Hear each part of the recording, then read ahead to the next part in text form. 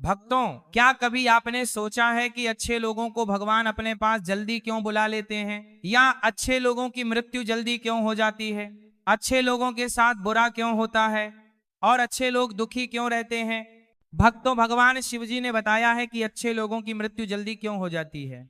भक्तों, अक्सर आपने देखा होगा कि अच्छे लोग मृत्यु को जल्दी प्राप्त हो जाते हैं। इसके पीछे एक गहरा रहस्य छिपा हुआ है। गरुड़ पुराण में जन्म और मृत्यु के गहरे रहस्य बताए गए हैं। उन्हीं रहस्यों में एक रहस्य यह भी है कि अच्छे लोगों की मृत्यु जल्दी क्यों हो जाती है।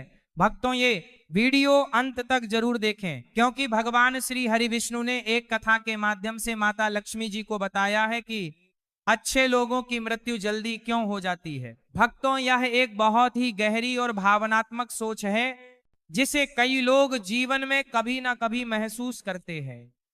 ऐसा महसूस होना स्वाभाविक है, खासकर जब हम किसी अच्छे इंसान को खो देते हैं या देखते हैं कि बुरे लोग बिना किसी परेशानी के जी रहे हैं। जीवन और मृत्यु प्रकृति के नियम हैं जिन पर हमारा कोई नियंत्रण नहीं है। कभी कभी हमें ऐसा लगता है कि अच्छे लोग जल्दी चले जाते हैं क्योंकि उनकी कमी हमें ज्यादा महसूस होती है।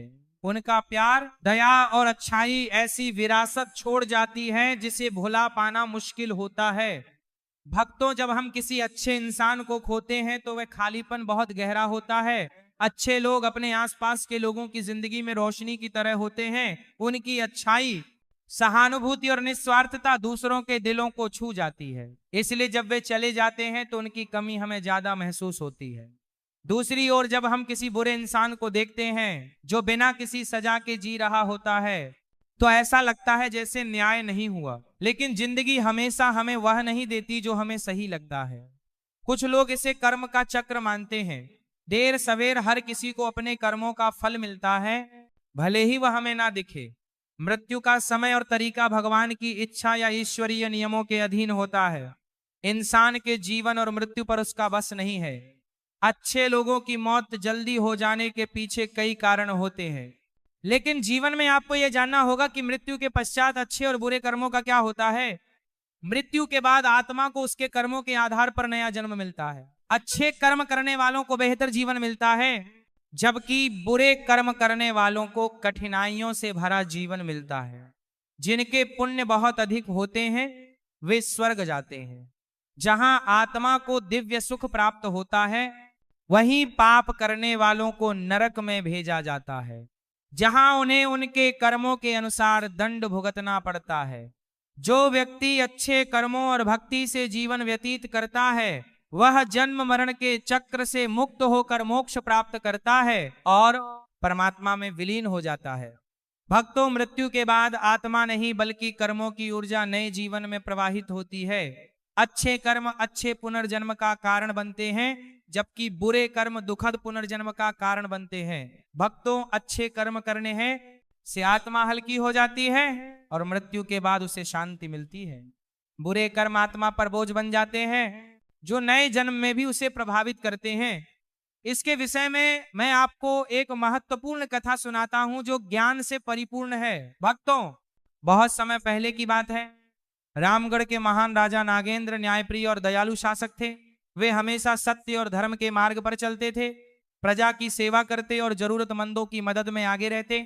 उनकी दया और न्याय की कहानियां दूर दूर तक प्रसिद्ध थी। एक रात जब राजा गहरी ध्यान में बैठे थे, तभी उनके सामने एक तेज रोशनी प्रकट हुई। उस रोशनी में एक यमदूत प्रकट हुआ। नागेंद्र ने शांत स्वर में पूछा, यमदूत, तुम यहां क्यों आए हो? यमदूत ने सिर झुकाकर कहा, राजन, आपके जीवन का समय पूरा हो गया है, मैं आपको यमलोक ले जाने आया हूं।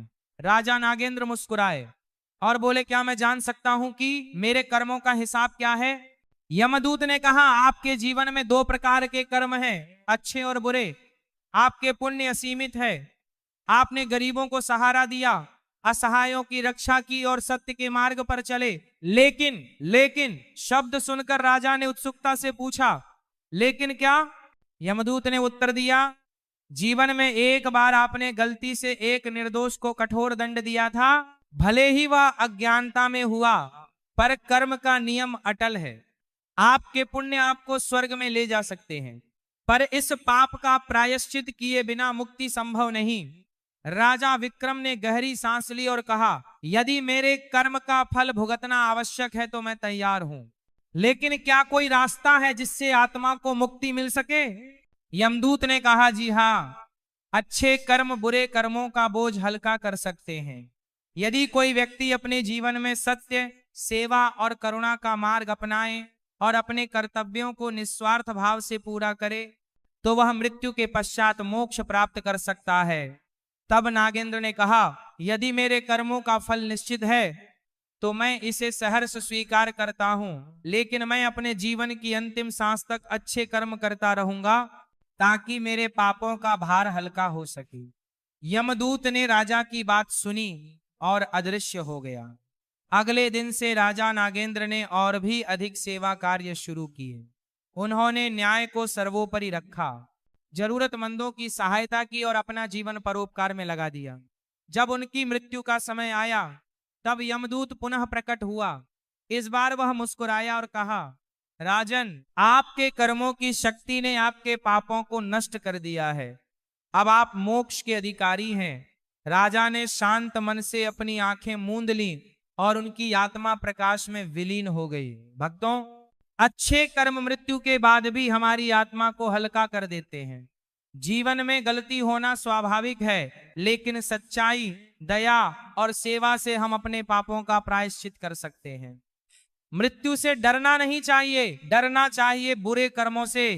मृत्यु के पश्चात कोई आत्मा फिर से इंसान का जन्म पाती है तो कोई जानवर का जन्म पाती है। जब तक आत्मा को मोक्ष की प्राप्ति नहीं होती तब तक उसे किसी न किसी योनि में जन्म लेना पड़ता है। भक्तों, अच्छे लोगों की मृत्यु जल्दी क्यों हो जाती है? एक समय की बात है जब भगवान विष्णु और माता लक्ष्मी बैठे थे।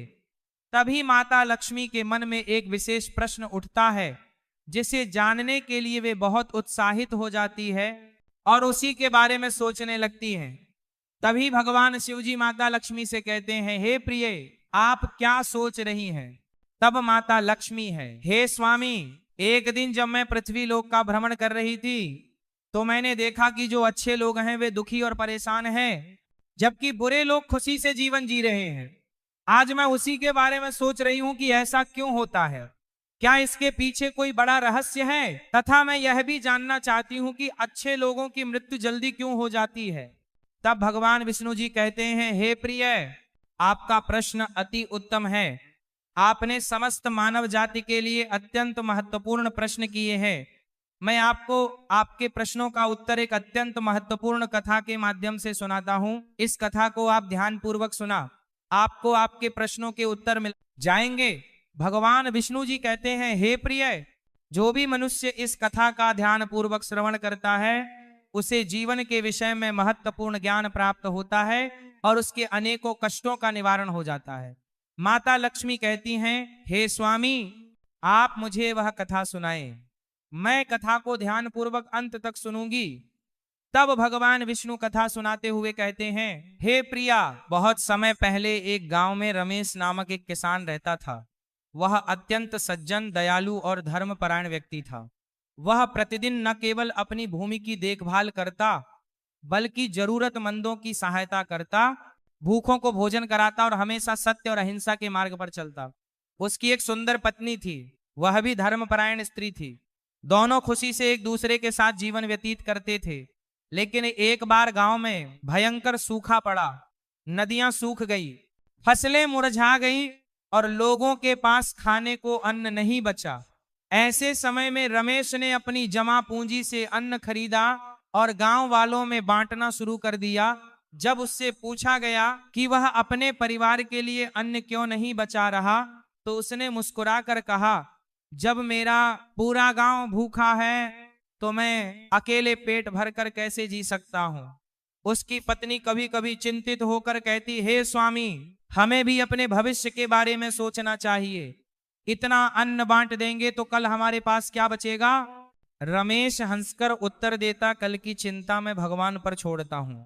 आज अगर मैं किसी भूखे की मदद कर सका तो यही मेरा सबसे बड़ा पुण्य है। वहीं उसी गांव में दुशासन नामक एक अन्य व्यक्ति भी रहता था जो छल कपट और बुराई में लिप्त था। वह लोगों को ठगता, दूसरों की संपत्ति हड़प लेता और अपने सुख के लिए किसी का भी अहित करने से नहीं हिचकिचाता। जब गांव में सूखा पड़ा तो उसने अपने गोदाम में अन्न छिपा कर रखा और ऊंचे दामों पर लोगों को बेचना शुरू कर दिया। गरीब लोग भूखे मर रहे थे, पर दुशासन को इसकी परवाह नहीं थी। दुशासन अक्सर रमेश को ताना मारता, अरे रमेश, तू तो बड़ा पुण्य आत्मा बनता है, देखना तेरी दानवीरता तुझे कहीं का नहीं छोड़ेगी, अंत में तू खुद भूखा मरेगा।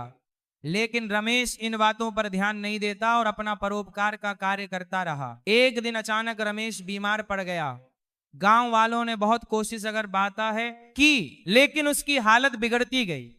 आखिरकार एक दिन उसने अपने प्राण त्याग दिए। पूरे गांव में शोक की लहर दौड़ गई। सब लोग कहने लगे, भगवान ने इतना अच्छा इंसान क्यों छीन लिया? रमेश जैसे सज्जन व्यक्ति की इतनी जल्दी मृत्यु क्यों हो गई, जबकि दुशासन जैसे लोग आज भी सुखी जीवन जी रहे हैं। मृत्यु के बाद जब रमेश की आत्मा स्वर्ग पहुंची तो उसे यमराज के दरबार में बुलाया गया। रमेश ने हाथ जोड़कर पूछा, हे प्रभु, मैंने जीवन भर भलाई की, फिर भी मेरी मृत्यु इतनी जल्दी क्यों हो गई? यमराज ने मुस्कुराते हुए कहा, पुत्र, तुम्हारे पिछले जन्मों के कुछ पाप शेष थे जिन्हें इस जन्म में समाप्त करना आवश्यक था। तुम्हारी भलाई और पुण्य इतने महान थे कि उन पापों का नाश शीघ्र ही हो गया, इसलिए मैंने तुम्हें जल्दी बुला लिया ताकि तुम इस संसार के दुखों से मुक्त होकर स्वर्ग के आनंद का अनुभव कर सको। फिर यमराज ने कहा, रही बात दुशासन जैसे लोगों की, वे भले ही आज सुख भोग रहे हैं, लेकिन वे अपने पुराने पुण्यों का फल भोग रहे हैं। जब उनके पुण्य समाप्त हो जाएंगे तो उनके पाप उन्हें दंड दिलाएंगे। रमेश की आत्मा भगवान के चरणों में लीन हो गई और उसे मोक्ष प्राप्त हुआ।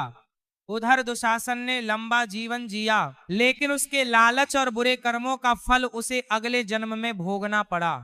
भक्तों, दुशासन कभी भी जीवन में कोई पुण्य काम नहीं करता था। उसने अपने जीवन में कई पाप किए थे। गरीबों का शोषण, जरूरतमंदों की मदद न करना और स्वार्थ के लिए दूसरों का अपमान करना। जब उसकी मृत्यु हुई तो उसकी आत्मा यमलोक पहुंची। वहां चित्रगुप्त ने उसके जीवन के सारे कर्मों का हिसाब रखा। चित्रगुप्त बोले, दुशासन, तुमने पिछले जीवन में अत्यधिक पाप किए हैं, तुम्हारे कर्मों का फल तुम्हें अगले जन्म में भोगना होगा। दुशासन की आत्मा डर गई और उसने विनती की और बोला, क्या कोई रास्ता नहीं है जिससे मैं इन पापों से बच सकूं? चित्रगुप्त गंभीर स्वर में बोले, हर आत्मा को अपने कर्मों का फल भोगना पड़ता है। अब तुम्हारा नया जीवन इस संसार में प्रारंभ होगा। दुशासन ने अगले जन्म में संदीप नाम के व्यक्ति के रूप में जन्म लिया। वह एक गरीब परिवार में पैदा हुआ। जन्म से ही उसके जीवन में दुखों की कोई कमी नहीं थी। घर में गरीबी थी, माता पिता बीमार रहते थे और भोजन के लिए उसे दूसरों के खेतों में मजदूरी करनी पड़ती थी। जब वह बड़ा हुआ तो उसने कई बार मेहनत करके अपना जीवन सुधारने की कोशिश की, लेकिन हर बार किस्मत उसके खिलाफ रही।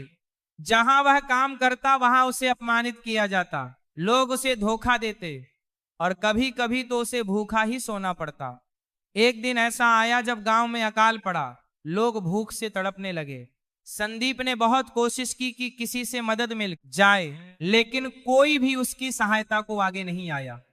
ठीक वैसे ही जैसे पिछले जन्म में दुशासन ने रमेश और गांव वालों के साथ किया था। उसे याद नहीं था कि उसने पिछले जन्म में कितनी बुराइयां की थी, लेकिन उसके कर्मों का फल उसे एक एक करके मिल रहा था। जब वह लोगों से मदद मांगने जाता तो लोग उसे धक्के देकर भगा देते। वह जिस तरह दूसरों के साथ कठोरता से पेश आता था, अब वही व्यवहार उसे सहना पड़ रहा था। एक दिन संदीप बहुत बीमार हो गया और गांव के मंदिर के बाहर बेसुध होकर गिर पड़ा। वहीं एक साधु आ रहे थे। उन्होंने संदीप को पानी पिलाया और उसकी देखभाल की। जब संदीप को होश आया तो उसने साधु से पूछा, हे स्वामी, मेरा जीवन इतना कष्टमय क्यों है? मैंने ऐसा क्या पाप किया है? साधु ने ध्यान लगाया और कहा, पुत्र, यह सब तुम्हारे पिछले जन्म के कर्मों का परिणाम है। पहले तुमने लोगों को भूखा रखा, उनका शोषण किया और कभी किसी की सहायता नहीं की। अब वही दुख तुम्हें मिल रहे हैं। संदीप की आंखों में आंसू आ गए। उसने साधु के चरणों में गिरकर कहा, स्वामी, क्या अब कुछ नहीं हो सकता? क्या मैं अपने कर्मों को सुधार नहीं सकता? साधु ने उसे समझाया, हर कर्म का प्रभाव होता है, लेकिन सच्चे हृदय से पश्चाताप और सेवा करने से पुराने पाप कम हो सकते हैं।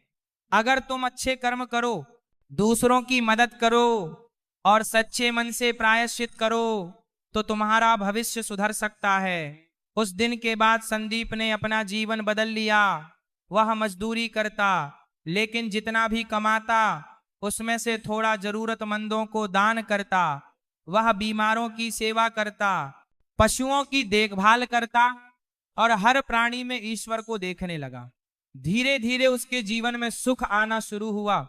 उसके कर्मों के फल बदलने लगे और जब उसकी मृत्यु हुई तब वह एक संत के रूप में इस संसार को छोड़कर गया। अगले जन्म में उसे पुण्य आत्मा के रूप में जन्म मिला, जहां उसने शांति और आनंद का अनुभव किया।